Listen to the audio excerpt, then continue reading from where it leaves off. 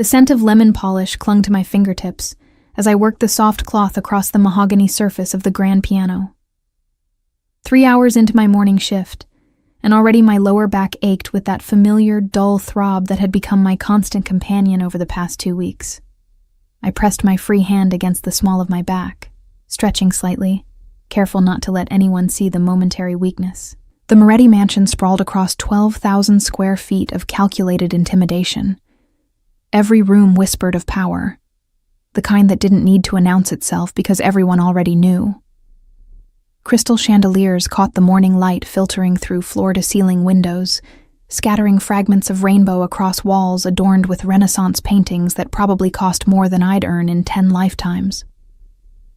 The marble floors reflected my movements like a dark mirror, tracking my progress through rooms I had cleaned 100 times but would never belong in. I had worked here for 14 months. 14 months of invisible labor, of learning which floorboards creaked and which doors needed extra pressure to close silently. 14 months of navigating the careful choreography required when your employer was Dante Moretti, a man whose name made police commissioners nervous and whose silence could fill a room with more threat than most men's shouting. Iris, the study needs attention before noon. Mr. Moretti has meetings. Mrs. Cavallo, the head housekeeper, appeared in the doorway. Her silver hair was pulled back in a severe bun that matched her expression, not unkind, but efficient in a way that left no room for sentiment. She had been with the Moretti family for 30 years, surviving through regime changes that would have broken lesser servants. "Yes, ma'am. I'll finish here and move directly there." She nodded, her eyes lingering on my face a moment longer than usual. I wondered if she could see the shadows beneath my eyes, the evidence of nights spent crying into my pillow until exhaustion finally claimed me. But she said nothing, disappearing back into the labyrinth of corridors. My hands resumed their mechanical rhythm, polishing surfaces that already gleamed, while my mind spiraled back to the conversation I couldn't escape no matter how hard I tried. Leo's face, contorted with something between annoyance and disgust. The private office behind the mansion's east wing where he managed the organization's financial operations. The test I had shown him, 2 pink lines stark against white plastic. "You can't be serious." His voice had been flat, dismissive. "We were careful." Not careful enough, apparently. I had tried to keep my voice steady, had tried to find some trace of the man who had whispered promises in the dark, who had made me feel seen for the first time since my mother's death left me alone at 19. "Leo, I'm 7 weeks. We need to talk about—" "There's nothing to talk about." He had cut me off, his expression hardening into something I didn't recognize. "I'm married, Iris. Did you forget that? My wife is pregnant too. Our third." The world had tilted sideways. Married. The word had hung between us like a guillotine blade. All those months of secret meetings, of careful touches in shadowed corners, of whispered words that I had foolishly believed meant something. All of it built on a foundation of lies. "You never said, you never asked." His laugh had been cruel, foreign. "What did you think this was? Some fairy tale where the accountant sweeps away the maid?" He had stepped closer, his voice dropping to a vicious whisper. "You need to disappear, before Dante finds out about this little scandal. He has very specific ideas about honor, about loyalty. If he discovers one of his staff has been whoring around and gotten herself knocked up." The word had hit me like a physical blow. Whoring. As if I had been the predator, as if he hadn't pursued me, hadn't sought me out, hadn't promised. It didn't matter what he had promised. "Sign the birth certificate," I had managed. "At least acknowledge." "I'm not signing anything." Leo had moved to the door, holding it open in clear dismissal. "I suggest you put in your resignation today. Make up some excuse. Family emergency, illness, whatever. Just be gone by the end of the week. If Dante finds out about this, about us, it won't just be your job you lose. Now, Standing in the silent grandeur of the music room, I felt the threat of those words pressing against my chest. My reflection stared back at me from the polished piano surface, pale and hollow-eyed. 21 years old, pregnant, alone, with nothing but the uniform on my back and the savings I had managed to squirrel away from 18 months of work. I had to resign. Today, my feet carried me through the mansion on autopilot, depositing cleaning supplies, straightening throw pillows that didn't need straightening. I was stalling, and I knew it. The letter of resignation sat folded in my apron pocket, written in the early hours of the morning when sleep refused to come. The study door loomed before me, dark wood carved with patterns I had traced with my dust cloth 100 times. I raised my hand to knock, then hesitated. Mr. Moretti was rarely in his study at this hour. I could clean quickly, leave the letter on his desk, and be gone before. The door swung open. Dante Moretti stood in the threshold, and every thought in my head evaporated like morning mist. He was tall, over 6 feet, with broad shoulders that tapered to a lean waist. His dark hair, threaded with premature silver at the temples, was pushed back from a face that belonged on ancient coins. Sharp cheekbones, a jaw that could cut glass, and eyes so dark they seemed to absorb light rather than reflect it. He wore a white dress shirt, the top buttons undone to reveal the strong column of his throat, sleeves rolled to his elbows exposing forearms corded with muscle. In 14 months of employment, I had seen him perhaps a dozen times. He moved through his own home like a ghost, appearing and disappearing without warning, speaking only when necessary. The staff whispered about him, about the coldness that radiated from him like winter, about the violence that had carved his empire, about the tragedy that had forged him. His mother, murdered when he was 8 years old, found by her son in the kitchen of their home. The killers never caught. Now those dark eyes fixed on my face, and I watched something shift in their depths. His gaze dropped, lingering on my cheeks, and I realized with horror that tears were sliding down my face. I hadn't even noticed I was crying. "You're distressed." His voice was low, graveled, carrying the faintest trace of an Italian accent from a childhood spent between continents. It wasn't a question. "I'm sorry, Mr. Moretti. I didn't mean to. I was just coming to clean the study. I can return later." I moved to retreat, but his hand shot out, catching the door frame, blocking my escape without touching me. "You've been crying." Again, not a question. His eyes narrowed slightly, cataloging details I wished he couldn't see. "For some time, it appears. The swelling around your eyes suggests days, not minutes." I opened my mouth to offer some excuse, some convenient lie about allergies or fatigue. But under the weight of his scrutiny, the words crumbled to ash. Instead, a fresh wave of tears spilled over, and a sound escaped my throat. Half sob, half bitter laugh. "I'm sorry," I managed again, pressing my hand over my mouth. "I'm so sorry. This is completely unprofessional. I'll just—" "Come in."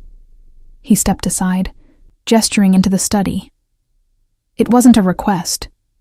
In Dante Moretti's world, nothing was ever a request. My feet moved before my brain could catch up, carrying me into the study where leather-bound books lined the walls and the scent of old paper mingled with something darker.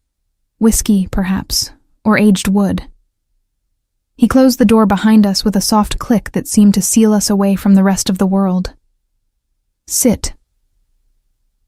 I sank into one of the chairs facing his massive desk, suddenly aware of how small I was in this room, in this house, in the vast machinery of his life. He didn't sit behind the desk, choosing instead to lean against its edge, arms crossed, watching me with that unnerving stillness. "Now, tell me why one of my staff is weeping in my hallway at 10 in the morning." The resignation letter burned against my thigh through the thin fabric of my pocket. I should give it to him, offer my apologies, and leave. That was the smart play, the safe play. But something about the way he looked at me, not with pity, not with impatience, but with a kind of focused attention I had never experienced from anyone, cracked the carefully constructed dam I had built around my desperation. And everything came pouring out.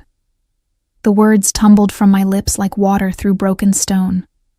Leo's pursuit, my loneliness, the promises whispered in darkness, the test with its 2 pink lines, the revelation of his marriage, his refusal, his threats.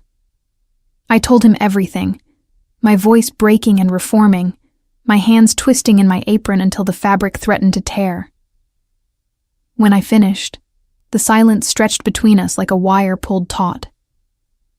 Dante's expression hadn't changed throughout my confession. That same carved stillness, those same dark eyes absorbing everything I offered. But something in the air had shifted. The temperature seemed to drop several degrees. Leo Marchetti, he said finally, the name rolling off his tongue like a verdict. My accountant. I nodded, not trusting my voice. He reached into his desk drawer and withdrew a phone, pressing a single button. Whoever answered did so immediately. Marchetti. My study. Now. He ended the call without waiting for a response. Mr. Moretti. I started, fresh terror flooding my veins. Please, I didn't mean to cause trouble, You came to my house. His voice was quiet, controlled, but something deadly lurked beneath the surface. You worked under my roof, and one of my men pursued you, deceived you, and threatened you. His jaw tightened almost imperceptibly. That is not trouble you caused. That is trouble brought to my door by someone who should have known better. The door to the study opened, and Leo entered with the easy confidence of a man who had no idea his world was about to end. You wanted to see me, boss? I was just finishing the quarterly. He stopped dead when he saw me. For one crystalline moment, I watched his face cycle through shock, confusion, and finally, a dawning horror that would have been satisfying if I weren't so terrified of what came next. Dante, whatever she told you. Is she pregnant with your child? The question cut through Leo's beginning excuse like a blade through silk. It's complicated. It's a yes or no question. Dante's voice hadn't risen, but the chill in it could have frozen the Mediterranean. Answer it. Leo's eyes darted between us, calculating, searching for an escape route that didn't exist. Finally, his shoulders slumped. Yes, probably. You're married. Dante pushed off from the desk, straightening to his full height. 3 children, I believe. Your wife currently expecting the 4th. Dante, please, let me explain. Did you tell this girl to disappear? Dante stepped closer to Leo, and I watched the accountant shrink back, his earlier bravado evaporating. Did you threaten her with my name, with what I might do if I discovered your indiscretion? The silence was answer enough. Dante's hand moved so fast I barely tracked it. One moment he was still. The next, his fingers were wrapped around Leo's throat, lifting the smaller man onto his toes. No violence, not yet. Just the promise of it, held in perfect tension. You used my reputation to cover your sins. Each word dropped like a stone into still water. You brought dishonor into my house. And when faced with the consequences, you tried to dispose of them by threatening a pregnant woman. Leo's face was turning red, his hands scrabbling uselessly at Dante's grip. I should kill you. The words were almost conversational, but death would be too quick, too clean for what you've done. He released Leo, who collapsed against the bookshelf, gasping for air. You're finished. Here, in this city, in any organization that values honor over expedience. I'll ensure every family from here to Sicily knows exactly what kind of man you are." Dante straightened his shirt cuff, perfectly composed, as if he hadn't just held another man's life in his hands. "You have 1 hour to clear your desk. If you attempt to contact anyone in my household, especially her, I will revisit my decision regarding the length of your remaining lifespan." Leo stumbled toward the door, but Dante's voice stopped him. "And Leo? Your wife deserves to know who she married. I'll leave that conversation to you. But if I discover you've lied to her again, I'll ensure she receives the truth in explicit detail." The door slammed behind him. I sat frozen in my chair, trembling, unable to process what I had just witnessed. The most feared man in the city had just dismantled my tormentor with the casual efficiency of someone swatting a fly. Dante turned back to me, and something in his expression softened almost imperceptibly. "You will not resign." I blinked. "But you came to give me that letter in your pocket, didn't you?" He gestured toward my apron, where the folded paper still pressed against my leg. "I'm refusing to accept it." "Mr. Moretti, I can't." "You can." He returned to his position against the desk, studying me with an intensity that made my skin prickle. "You will remain under this roof, under my protection, until your child is born. You will receive full medical care, proper nutrition, and accommodation suitable for your condition. In return, I ask only that you continue your duties as your health allows, and that you do not disappear in the middle of the night." I stared at him, searching for the catch, the trap, the hidden cruelty. Why? Why would you do this for me? For a long moment, he didn't answer. His gaze drifted to the window, to the gardens beyond, seeing something I couldn't access. "Because I know what it is to be alone." His voice was quieter now, stripped of its commanding edge. "To have no one to stand between you and the wolves. I was 8 years old when I learned that lesson." He looked back at me, and something ancient and wounded flickered in those dark eyes. "You are 21, pregnant, and abandoned. I have the power to help you. It would be a different kind of cruelty to refuse." My hand pressed against my stomach, cradling the life growing there. A life I had considered terminating, running from, denying. Anything to escape the impossible situation Leo had created. But sitting here, in this room, under the protection of a man whose reputation was built on blood and fear, I felt something I hadn't felt in weeks. Hope. "Okay," I whispered. "I'll stay." Dante nodded once, the matter clearly settled in his mind. "Good. Mrs. Cavallo will arrange for your move to a larger room on the east wing. The staff physician will see you tomorrow morning for a full evaluation." He paused, and something that might have been the ghost of warmth crossed his features. "Whatever you need, you have only to ask." As I left his study, my resignation letter still undelivered, I felt the first fragile threads of a new reality weaving around me. I had walked into that room expecting to lose everything. Instead, I had been claimed by the man everyone feared. And somehow, against all logic, I felt safe for the first time in months. The following weeks unfolded like a strange dream, reshaping my existence in ways I couldn't have imagined. My new room on the east wing was 3 times the size of my previous quarters, with windows that overlooked the garden and a bathroom larger than the apartment I had shared with 2 roommates before coming to work at the mansion. Fresh flowers appeared on my nightstand each morning, someone's doing, though I never discovered whose, and the kitchen staff began preparing separate meals for me, rich with iron and folate, and all the nutrients Dr. Ferrara insisted I needed. Dr. Ferrara, Dante's personal physician, turned out to be a soft-spoken woman in her 60s, who had delivered half the children in the city's elite families. She examined me with gentle efficiency, prescribed vitamins, and scheduled monthly checkups with an obstetrician who made house calls because, apparently, when you were under Dante Moretti's protection, even medical care came to you. I continued my duties, though they had been modified. No heavy lifting, no harsh chemicals, no climbing ladders.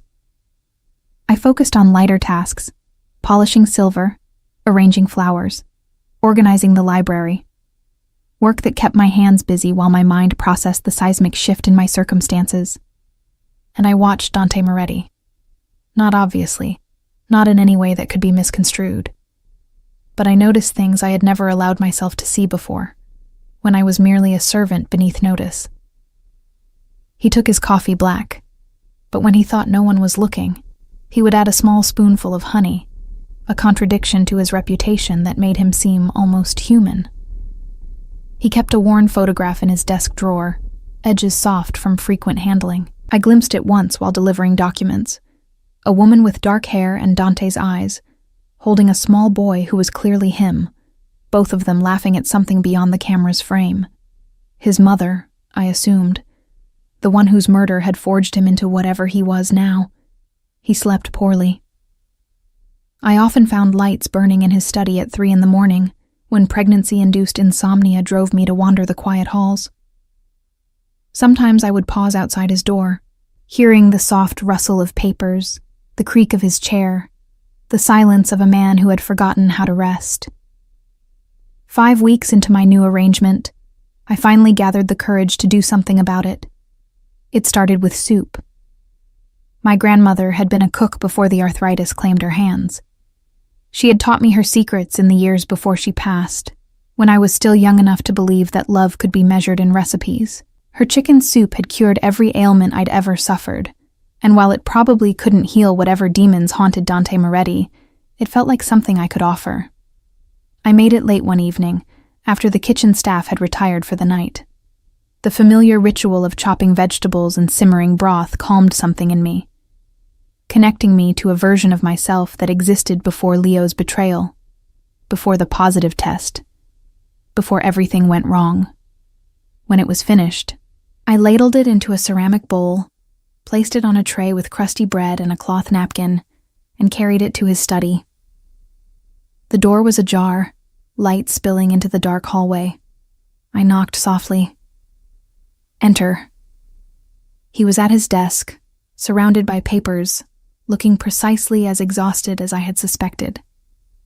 His shirt was rumpled, the sleeves rolled past his elbows, his hair disheveled as if he had run his hands through it repeatedly.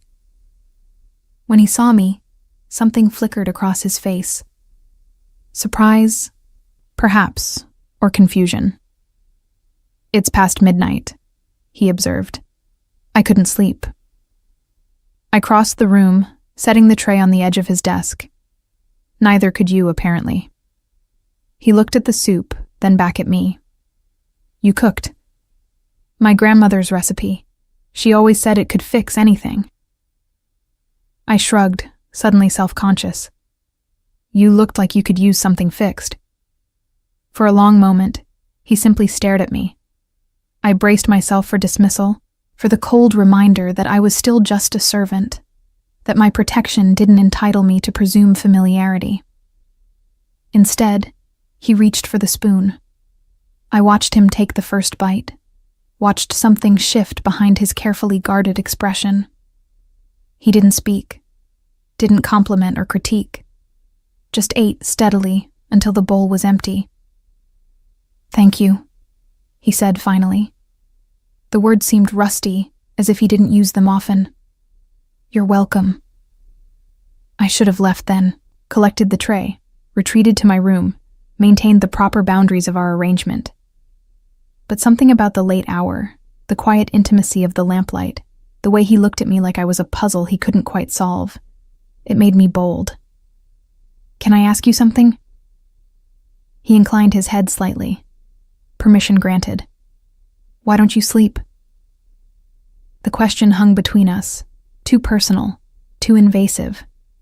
I saw his jaw tighten, saw the walls rising behind his eyes, and prepared for the sharp dismissal I deserved. "Because sleep requires trust."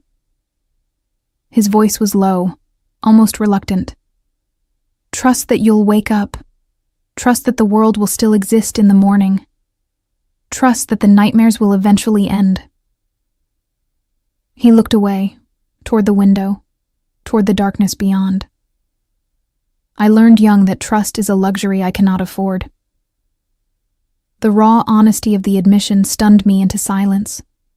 This man who could order deaths with a phone call, who controlled an empire of fear and power, was telling me that he couldn't sleep because he was afraid. Not of enemies or rivals, of something deeper, something that had its roots in a kitchen crime scene and an 8-year-old boy's shattered world. "What about you?" he asked, deflecting. "Why do you wander my halls at midnight?" I touched my stomach, still flat enough that only I knew what grew there. She won't let me sleep. Every time I close my eyes, I start thinking about everything I can't control. What kind of mother I'll be, how I'll provide for her, whether I'm making a terrible mistake keeping her. Her. He caught the pronoun immediately. I don't know for sure. Not yet. But I feel like she's a girl. Strong and stubborn and already demanding attention. I laughed softly. Maybe that's just wishful thinking. You want a daughter. I want someone to love who might actually stay. The words escaped before I could stop them. Raw and bleeding and far too honest for this strange midnight conversation. Everyone I've ever loved has left. My father before I was born. My mother to cancer when I was 19. My grandmother 6 months later. I swallowed hard. Leo was supposed to be different, but he was just the latest in a long line of people who found me easy to abandon. Dante was silent for a long moment. When he spoke, his voice was gentler than I had ever heard it. She won't leave. He nodded toward my stomach. Children are many things, frustrating, terrifying, miraculous, but they don't abandon their mothers. Not really. Not the good ones. Were you a good one? The question slipped out, curious despite myself. To your mother? The shadows in his eyes deepened. I tried to be. I was only 8 when she... He stopped. The words caught on some invisible barrier. I tried to save her. Hid in the pantry, called the police, did everything an 8-year-old could think to do. It wasn't enough. My heart cracked along fault lines I hadn't known existed. This man, this terrifying figure of legend, had once been a child trying desperately to save his mother, failing, carrying that failure for 26 years. That wasn't your fault. My voice was fierce, surprising us both. You were a child. Whatever happened, it wasn't yours to prevent. I know that. His smile was bitter, barely there. Knowing and believing are different languages. I reached out before I could think better of it, my fingers brushing the back of his hand where it rested on the desk. It was barely a touch, a whisper of contact, but I felt him freeze beneath it. Then maybe, I said softly, you need someone to translate. He didn't pull away, didn't dismiss me, just looked at me with those dark, wounded eyes, and for one suspended moment, I saw past all the armor to the broken boy beneath. It's late, he said finally. You should rest, for her sake, if not your own. I withdrew my hand, nodding. Good night, Mr. Moretti. Dante. I paused at the door, turning back. If we're going to have midnight conversations, he continued, something almost vulnerable in his expression, you might as well use my name. Good night, Dante. As I walked back to my room, I felt something shifting in the air between us, something that had no name yet, but hummed with possibility. I had come to his house as a servant, invisible and disposable. I was becoming something else entirely, and for the first time, I wasn't afraid of what that might mean. The months that followed rewrote the rules I had lived by. What began with midnight soup became a ritual, an understanding that transcended the boundaries of employer and employee. I brought him food when he forgot to eat, which was often. He ensured I had everything I needed for the pregnancy, which was everything. But somewhere between the practical arrangements and the scheduled doctor's visits, something else grew alongside the baby swelling my belly. I started bringing flowers into the mansion. It hadn't been a conscious decision, not at first. I'd simply noticed how cold the rooms felt despite their grandeur, how the marble and leather and priceless art created an atmosphere of museum-like sterility. So one morning, I cut roses from the garden and arranged them in a vase in the main foyer. The next day, I added wildflowers to the dining room table. By the end of the week, every common area bloomed with color and life. Mrs. Cavallo noticed immediately. "This isn't in your duties," she said, but there was approval in her eyes. "It needed something," I replied. "This house needed something living." She didn't disagree. Dante noticed too. I watched him pause in the foyer one morning, his gaze caught by the spray of peonies I had arranged on the console table. His hand extended, fingertips brushing a pale pink petal with unexpected gentleness. "My mother loved flowers," he said quietly, not looking at me. "She kept fresh ones in every room. After she died, my father had them all removed. Said the scent reminded him too much of her. I hadn't realized how much I missed them until now." He walked away without another word, but that afternoon, a delivery arrived at the mansion. 10 varieties of flower bulbs, with a note instructing the groundskeeper to plant them wherever I directed. The garden project gave me purpose beyond the growing weight of my pregnancy. I spent hours outside during the mild autumn months, learning which plants would bloom in spring, planning arrangements that would bring color to the estate year-round. Dante sometimes found me there, dirt smeared on my hands and knees, and would simply watch from the terrace without speaking. But he was speaking more, in general. Our midnight conversations had expanded beyond the study, spilling into morning coffees and afternoon walks and dinners, where I sat across from him as something more than staff, but less than a definable category. He told me about his business, the legitimate parts, at least, about the properties he developed and the charities he funded anonymously, and the complicated politics of running an empire that straddled the line between legal and otherwise. I told him about my childhood, about the mother who had read me poetry until her voice gave out, about the grandmother who had taught me that love was an action, not just a feeling, about my dreams of becoming a teacher before financial reality pushed me into service work, and about the daughter I was beginning to imagine with increasing clarity. Her laugh, her stubbornness, her dark hair that might curl like mine or fall straight like Leo's, though I preferred not to think about that. "You could still teach," Dante said one evening. We were in the library, him with a glass of whiskey, me with the herbal tea Dr. Ferrara had prescribed. "After the baby comes, I could arrange tutoring work, connections with private schools." "Maybe." I ran my hand over my rounded stomach. 6 months along now, unmistakably pregnant. Right now, I can't think past getting through this, one day at a time. That's all any of us can do. His gaze was distant, fixed on the flames dancing in the fireplace.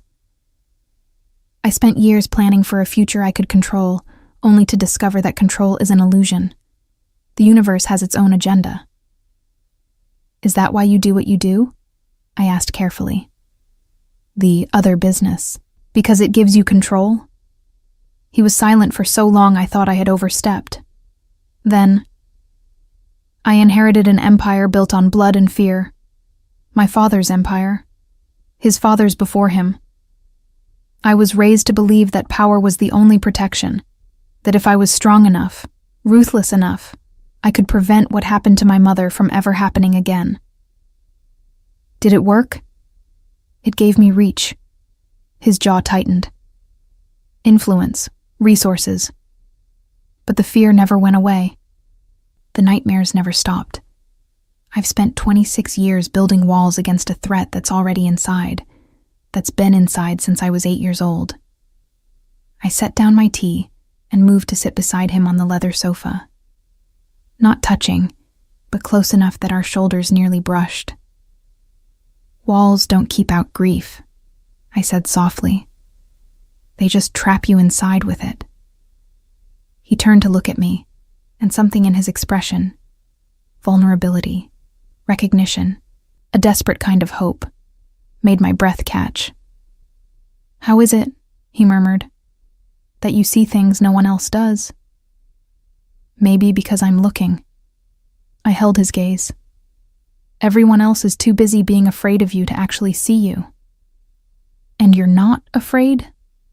I considered the question honestly. The man beside me had ordered deaths, had built an empire on violence, had the power to destroy lives with a single word. By any rational measure, I should have been terrified. "No," I said finally. "I'm not afraid of you, Dante. I'm afraid of plenty of things, the birth, the future, whether I'll be a good mother, but not you. Never you." His hand found mine in the firelight, his fingers lacing through mine with a tenderness that contradicted everything his reputation promised. "You're the first person who said that to me since my mother died." We sat there as the fire burned low, hands intertwined, neither of us speaking. And when I finally returned to my room, I realized that somewhere between the soup and the flowers and the midnight confessions, I had fallen in love with a man who had promised me nothing but protection. But the way he looked at me, the way his hand had felt in mine, it made me wonder if perhaps he was falling too. March arrived with a cruelty that surprised me. My due date was 3 weeks away when the first contraction hit, sharp and wrong and much too early. I was in the garden, kneeling in the freshly turned earth where tulips would bloom in April, when the pain ripped through me and my vision went white at the edges. "Dante!" His name tore from my throat before I knew I was screaming. He was there in moments. I never learned how he moved so quickly, gathering me in his arms, shouting orders I couldn't process through the haze of terror and pain. "Too early," I gasped, clutching at his shirt. "It's too early. Something's wrong. She's coming." His voice was steady, anchoring. "But I've got you. Both of you. Just breathe." The hospital that night became a blur of bright lights and hushed voices and hands that pressed against me, assessed me, made decisions about my body that I had no power to influence. Dante never left my side, not when the nurses tried to usher him to the waiting room, not when Dr. Ferrara arrived and conferred with the obstetric team in urgent whispers, not when the contractions intensified and I screamed until my throat was raw. "Push!" someone said, and I pushed. "Again!" they insisted, and I pushed again. And then, a cry. High and thin and impossibly perfect, filling the sterile room with the undeniable proof of life. "A girl," Dr. Ferrara announced, her face breaking into a smile. Small, but strong, just like her mother. They placed her on my chest, this tiny creature I had grown for 8 months, and the entire world contracted to the weight of her against my heart. Dark hair, matted with birth, and eyes that blinked open briefly.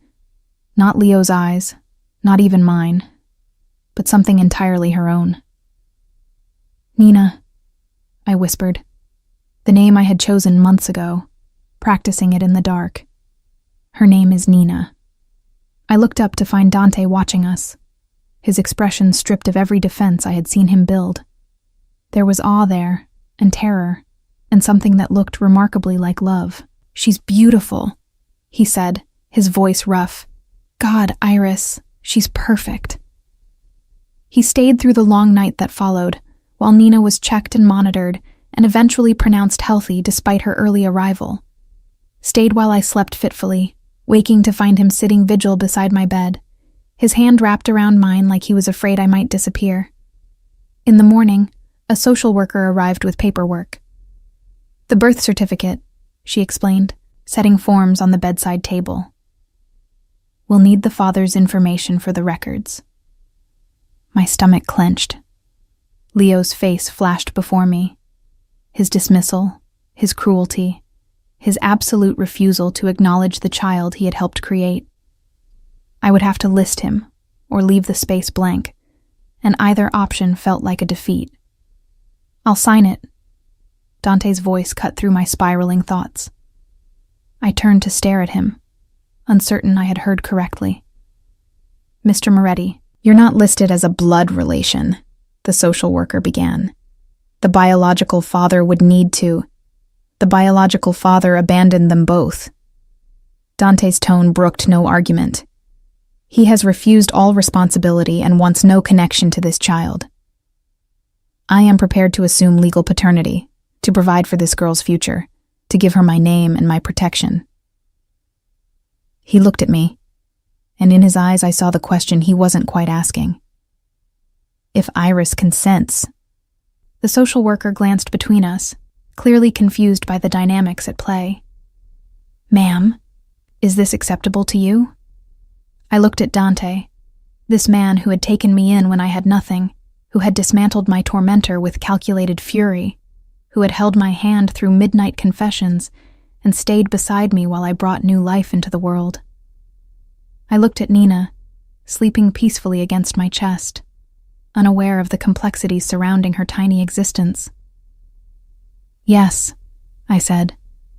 "Yes, I consent." Dante signed the certificate with his distinctive scrawl, and just like that, my daughter became Nina Moretti. "You didn't have to do that," I said later when we were alone.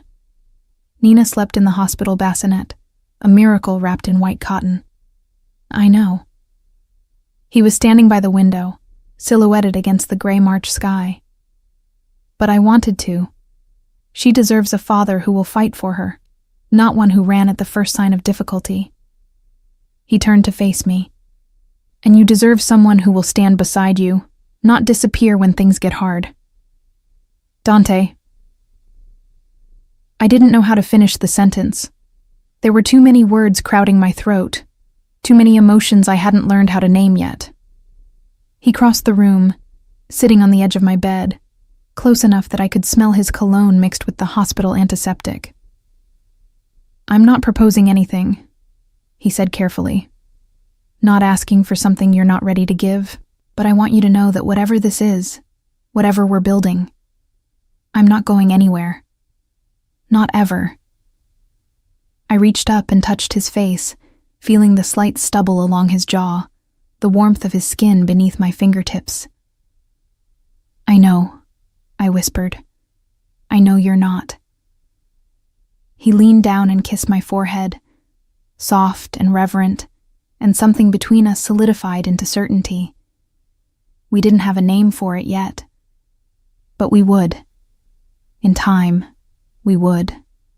The years that followed proved that families are built in the spaces between grand gestures. Nina grew from infant to toddler to bright-eyed child under the combined attention of an entire household that adored her. Mrs. Cavallo, stern as ever with the staff, melted completely in Nina's presence, sneaking her cookies when she thought no one was watching. The groundskeeper taught her the names of every flower in the garden I had planted, now blooming in riotous color every spring.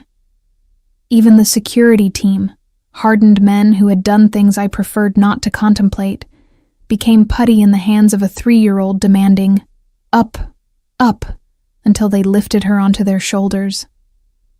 But it was Dante who surprised me most. The man who had built his reputation on fear and violence transformed in his daughter's presence. He learned lullabies, stumbling over melodies he hadn't sung since childhood. He endured tea parties with stuffed animals, sitting cross-legged on the nursery floor in his $1,000 suits, accepting imaginary cups with grave formality. He read bedtime stories until his voice grew hoarse, doing different voices for each character, until Nina giggled herself to sleep. "You're good at this," I told him one night, watching from the nursery doorway as he tucked the blankets around our sleeping daughter. Being a father. I had no model to follow. He brushed Nina's dark curls from her forehead. My father was distant, focused on the business. I barely knew him before he died. He straightened, moving to join me in the hallway.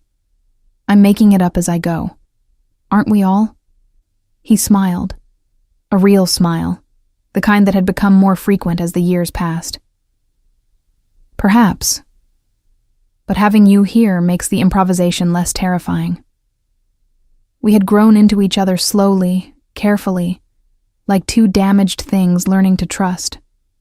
Our first kiss had come a year after Nina's birth, in the garden during a summer twilight, hesitant and questioning. Our first I love you had followed 3 months later, whispered in the dark after a nightmare that had jolted him awake screaming. Each step forward felt like a victory against the forces that had shaped us into people who expected abandonment. When Nina turned 2, I moved from my room in the East Wing to the master suite. When she turned 3, Dante proposed in the library where we had shared so many midnight conversations, a simple ring and simpler words. I want forever, with you, with her, with whatever comes next.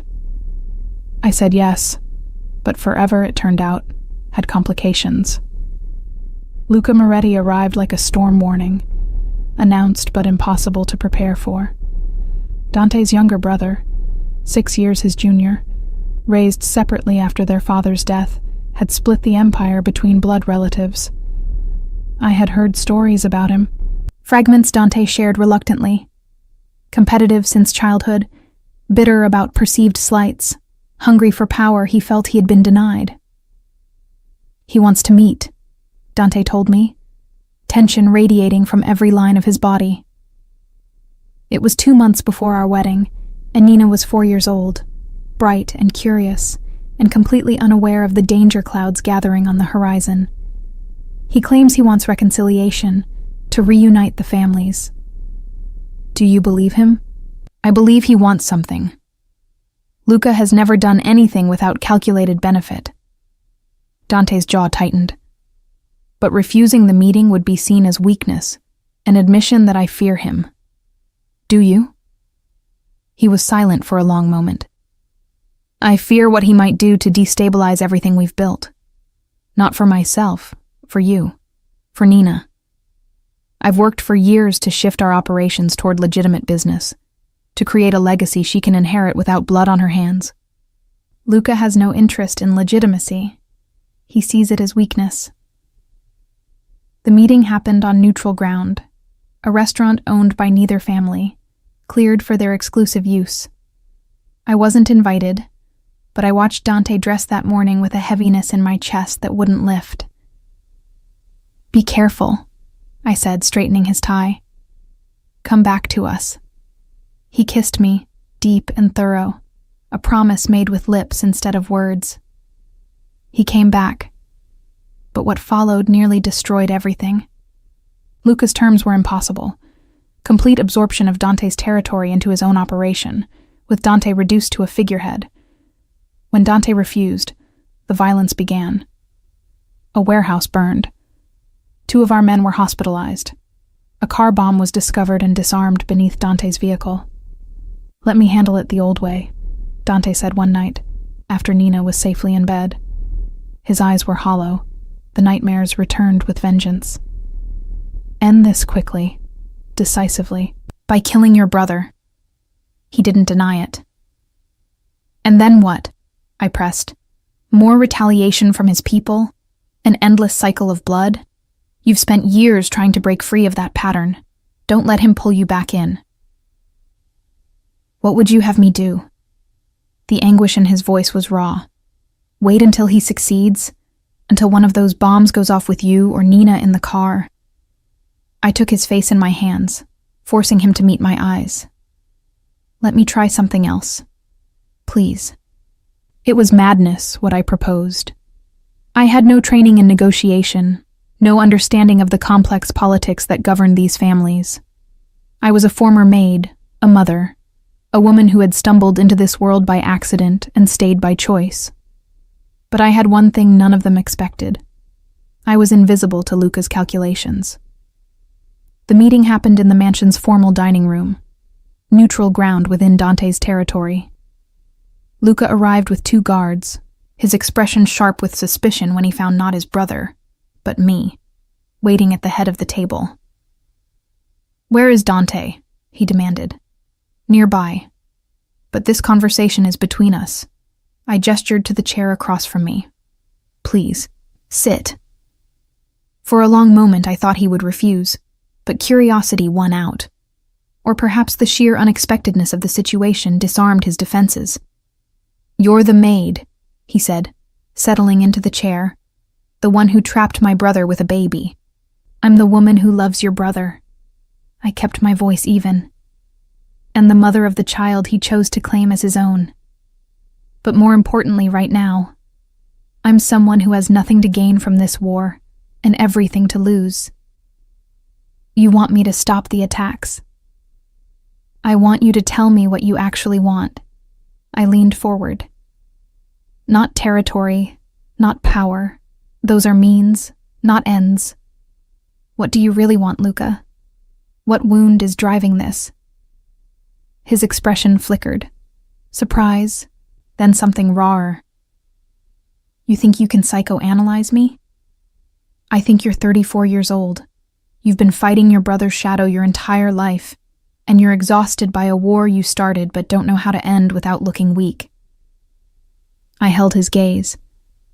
"I think you watched your mother die the same way Dante did, and you've been just as haunted by it. But you didn't have anyone to help you process that grief. I think you're lonely and angry, and you've channeled all of it into this crusade because it's easier than confronting what's really broken inside you." The silence stretched between us, thick with tension. "You know nothing about me," he said finally, but his voice had lost its edge. "I know what grief looks like when it metastasizes into rage." I softened my tone. "I watched my mother die slowly, over months. I've seen Dante fight his demons for years. Trauma doesn't care about power or territory. It just eats you from the inside until there's nothing left." Luca looked away, toward the window, toward the garden where I had planted flowers to bring life back to a house haunted by death. "What are you proposing?" he asked quietly. "A division that makes sense. You keep your territories, your operations, your autonomy. Dante keeps his. Neither of you answers to the other, but neither attacks the other. A formal peace treaty, witnessed and binding, with consequences for violation. And the semi-legitimate businesses Dante has been building? You could learn from them." I held up a hand before he could protest. "Not immediately, not publicly, but in time you might find that clean money comes with fewer complications than blood money. Your children, if you have them, might inherit something they don't have to be ashamed of." The negotiation took hours, stretching through lunch and into the evening. Dante joined us eventually, his presence silent and watchful as I continued to mediate between the brothers. There were raised voices, accusations, old wounds torn open and examined in the harsh light of honesty. But when night fell, there was an agreement. Not perfect, these things never were, but functional. A ceasefire, a division of territory, a grudging acknowledgement that perhaps, just perhaps, there was a future where Moretti didn't have to mean violence. Luca left with a handshake that almost looked genuine. At the door he paused, looking back at me with something like respect. "You're not what I expected," he admitted. "Good." I smiled slightly. "Neither are you." After he was gone, Dante pulled me into his arms and held on like I might disappear. "How did you do that?" he whispered against my hair. "What kind of magic did you use?" "No magic." I leaned back to look at him. "Just listening, just seeing the person underneath the reputation. You taught me that, by letting me see you. I love you." His voice was rough with emotion. "God, Iris, I love you more than I know how to say." "Show me," I murmured. "Keep showing me. Every day for the rest of our lives." He kissed me then, a promise sealed with breath and touch, while somewhere upstairs our daughter slept peacefully, safe in the world we were building around her. The wedding was small, just family and the closest staff members who had become family over the years. I wore a simple cream dress, flowers from my own garden woven into my hair. Nina served as flower girl, scattering petals with enthusiastic imprecision, while the gathered witnesses laughed and wiped their eyes. When Dante said his vows, his voice steady despite the tears glittering in his eyes, I felt every word settle into my bones, like a truth that had always existed, just waiting to be spoken aloud. I was a ghost, he said, holding my hands in his. Haunting my own life, going through motions without meaning. You brought me back. You brought color into a house that had forgotten what it looked like. You gave me a daughter I never expected, and a love I didn't know I was capable of feeling. I promised to spend every day of my remaining life trying to deserve you. You already do, I whispered back. You always did. We kissed as husband and wife while Nina cheered, and Mrs. Cavallo dabbed at her eyes with a handkerchief, pretending something had gotten into them. The years that followed proved that change was possible, even for empires built on blood. By the time Nina turned 8, Dante had shifted nearly all operations toward legitimate business. The properties he developed provided affordable housing. The charities he funded built schools in underserved neighborhoods. The name Moretti still commanded respect, but increasingly it was the respect earned, rather than feared. You've changed everything, I told him one evening, watching Nina play in the garden that now bloomed year-round, thanks to the greenhouse I had convinced him to build. This house, this family, your legacy, none of it is what it was when I arrived. You changed it. He wrapped his arms around me from behind, chin resting on my shoulder. I just followed your lead. We changed it together. I leaned back into his warmth. That's what marriage is, isn't it? Becoming something neither of us could be alone. Nina looked up from the roses she was examining. My daughter, our daughter, bright-eyed and curious, and completely unaware of how close she had come to a very different life. She waved enthusiastically, her face split by a grin that made my heart crack open with joy. I waved back, my hand finding Dante's where it rested on my stomach, where a new life was just beginning to make itself known. A secret I would share with him tonight over dinner. The maid who had stumbled into a Mafia boss's mansion with nothing but a broken heart and an unborn child. She was gone now, transformed by love and time, and the stubborn belief that everyone deserved a chance to become something more than their past. In her place stood a wife, a mother, a partner in building something that would outlast them all. I love you, I said, the words as natural as breathing after all these years. I love you more, Dante replied, the response automatic, but never less than genuine. Impossible. He laughed, the real laugh, the one that still surprised me sometimes with its warmth, and kissed my temple. In the garden, Nina began to sing, making up words to a melody only she could hear.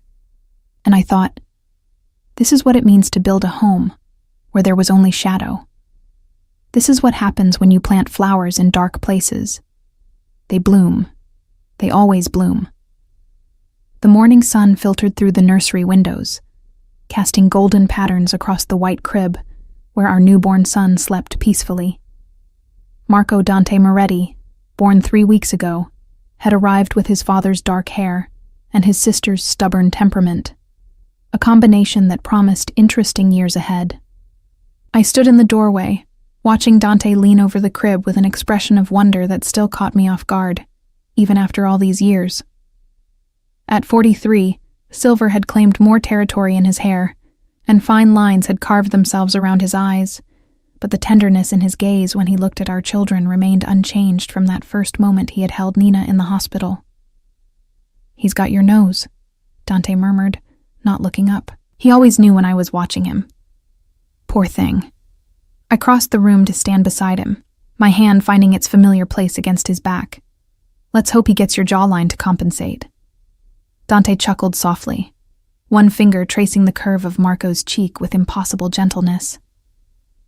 Nina wants to hold him again. She's been asking every 5 minutes since she woke up. She's convinced she's his personal guardian. I smiled at the thought of our 8-year-old, so fiercely protective of her baby brother. Yesterday, she informed the gardener that Marco would be taking over her flower duties when he's old enough, and she would supervise. Delegation skills already. Dante straightened, wrapping an arm around my waist. She gets that from you.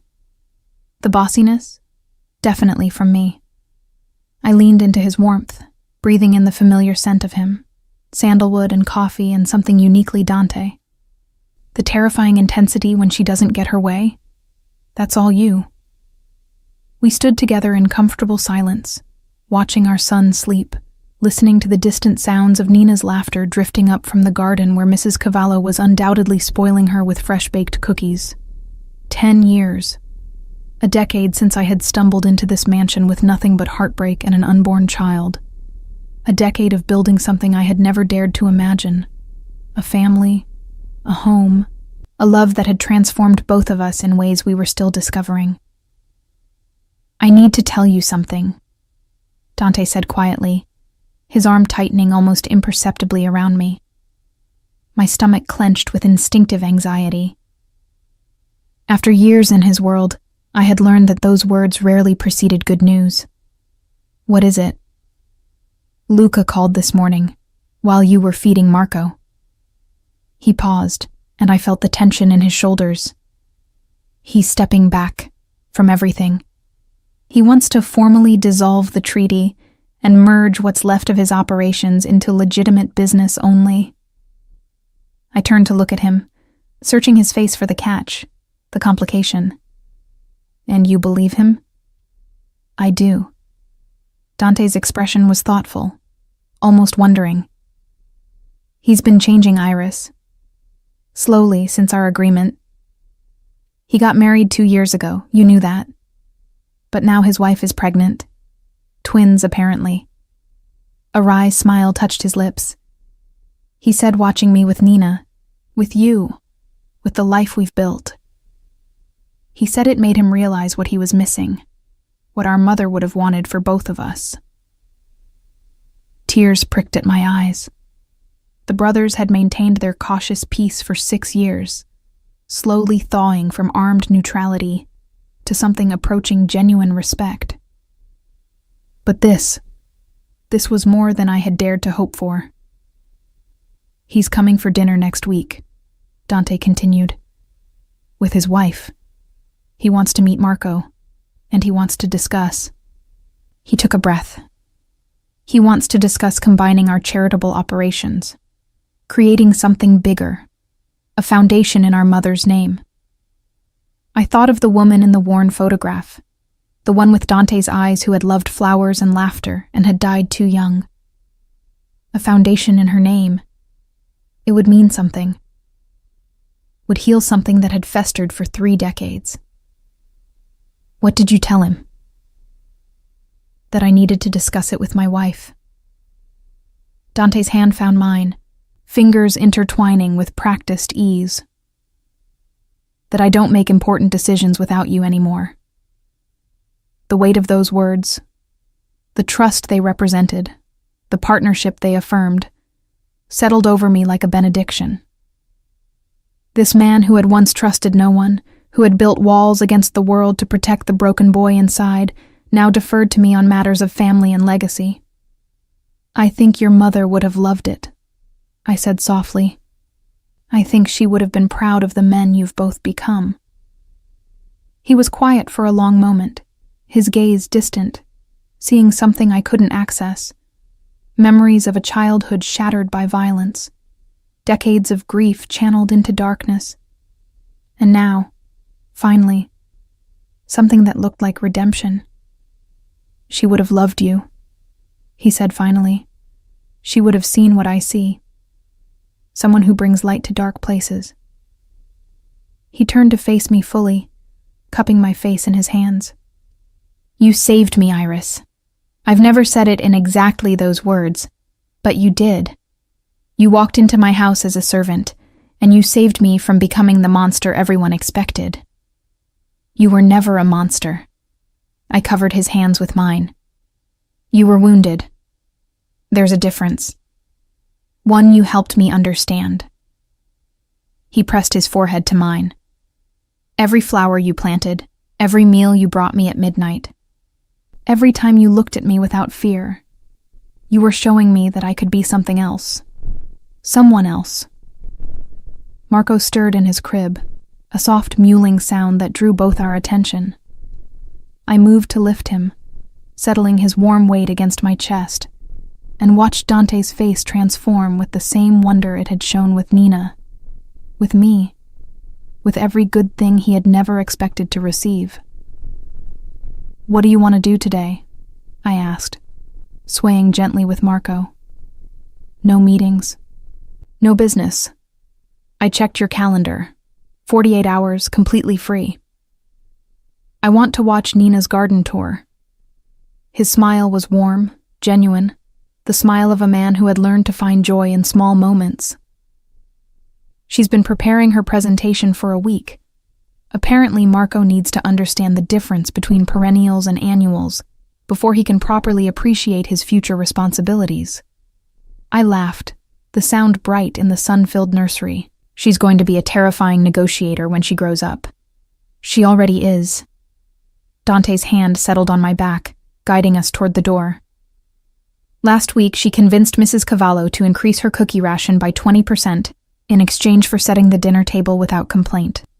The woman has run this household for 40 years, and an 8-year-old outmaneuvered her. Wonder where she learned that. From watching her mother disarm my brother with nothing but honest questions. He paused at the doorway, looking back at the nursery, the soft colors I had chosen, the rocking chair where he now spent hours reading to both children, the family photographs that covered one wall. I never imagined any of this, not once in 35 years of planning and controlling and protecting against every possible threat. This, he gestured at the room, at me, at the baby in my arms. This wasn't in my plans. Best things never are.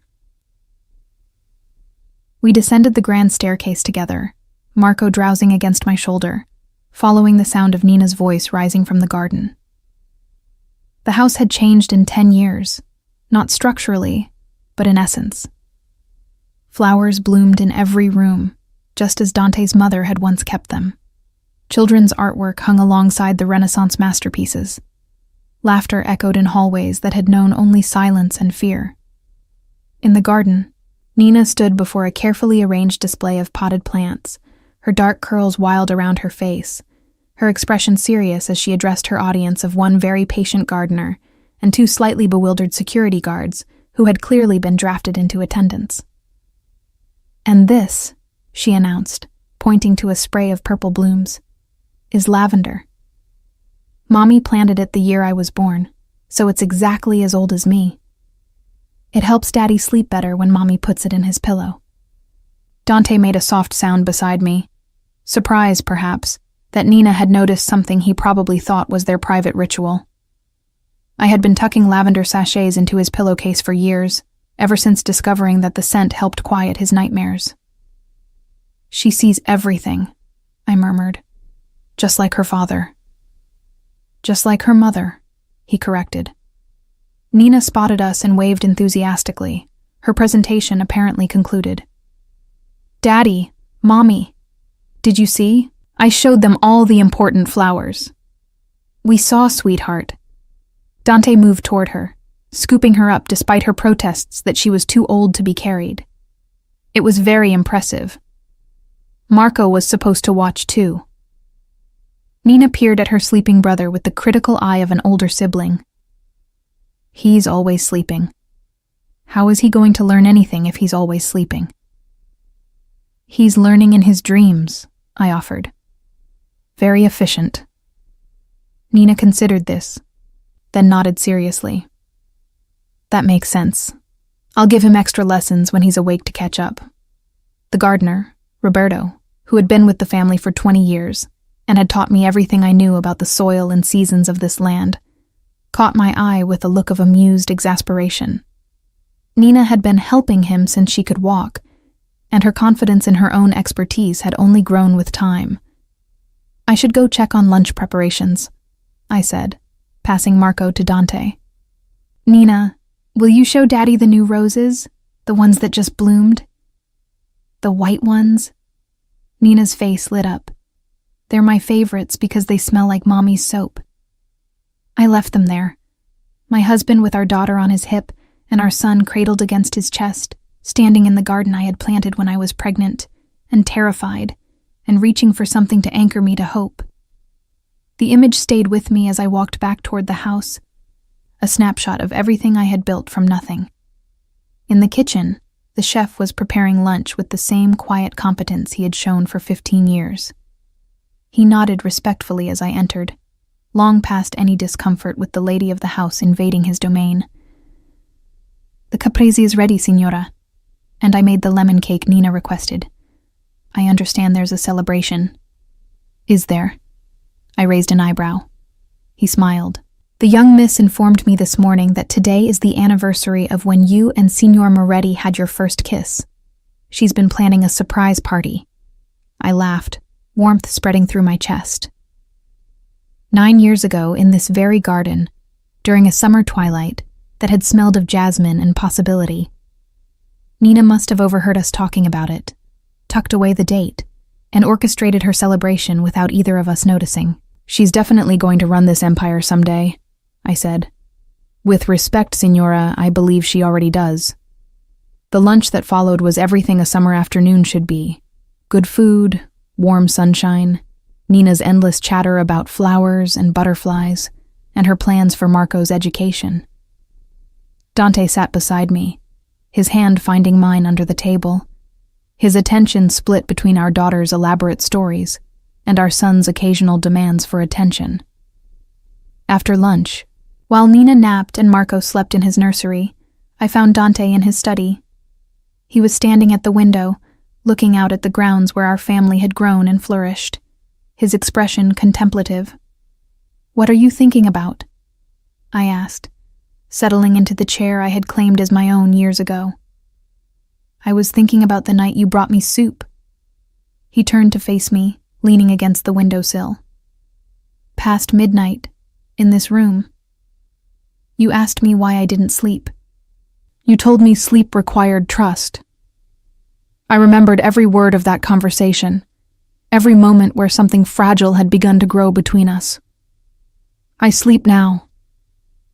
He crossed to where I sat, kneeling before me, taking my hands in his. "Every night beside you I sleep. Not always well, the nightmares still come sometimes. But I sleep knowing that I'll wake up to something worth waking up to. That's not something I ever expected to have." "Dante, let me finish." His grip tightened on my hands. 10 years ago, you walked into my house as a servant, pregnant by another man, running from something that terrified you. I claimed you and Nina because I saw something in you that I didn't have words for then. I called it protection. I called it responsibility. But it was more than that. It was recognition. His eyes, those dark eyes that had once been impenetrable, now held only openness, only love. "You recognize me," he continued. "The real me, underneath all the armor and reputation. You saw the boy who lost his mother and never stopped grieving. You saw the man who was terrified that everyone he loved would be taken from him. And instead of running from that, you stayed. You planted flowers and brought soup and looked at me like I was worth saving." Tears slid down my cheeks, but I made no move to wipe them away. This moment, this confession, deserved witness. "I would burn the world down to protect you and our children," Dante said softly. "But you taught me there's another way. That walls can be doors. That darkness can become light. That even the most broken things can be made whole again." He pressed his lips to my hands. "I love you, Iris. I love who you are, who you've made me, who we are together." Every single day, I am grateful that you sent that text to the wrong number and ended up at that restaurant and stumbled into my life." "I didn't stumble," I whispered. "I fell into the best thing that ever happened to me." He rose, pulling me with him, wrapping me in arms that had protected me for 10 years and would protect me for 50 more. "Nina's party starts in an hour," I murmured against his chest. "She made decorations. Then we have an hour." He tilted my face up to his. "I can think of a few ways to spend it." His kiss tasted like sunshine and forever, like all the years behind us and all the years ahead. When we finally pulled apart, breathless and smiling, I saw in his eyes the same wonder that had been there the day he'd held Nina for the first time, the day he'd promised me forever, every day since. "I love you," I said, the words as natural as breathing. "I love you more," he replied. "Still impossible." He laughed, and the sound was everything: joy, peace, the hard-won happiness of two people who had built something beautiful from broken pieces. Later, we would celebrate with our daughter's handmade decorations and lemon cake and stories about flowers. Later, our son would wake demanding attention, and our 8-year-old would insist on being included in every moment. Later, we would welcome Dante's brother and his wife, would build foundations and bridges and legacies that honored the dead while nurturing the living. But for now, in this study where midnight conversations had once been all we had, we held each other and let the silence speak. Outside the window, the garden bloomed in riotous color: roses and lavender and peonies and every flower I had ever planted in this soil. Living proof that even the darkest places could grow something beautiful, if only someone was willing to do the planting. I had come to this house as a maid, invisible and desperate. I had stayed as a wife, a mother, a partner in building something that would outlast us both. And in the arms of the man who had claimed me when I had nothing, I had found everything I never knew I was looking for. Home, family, love. The flowers I had planted had bloomed, and they would keep blooming, season after season, year after year, for as long as we tended them together.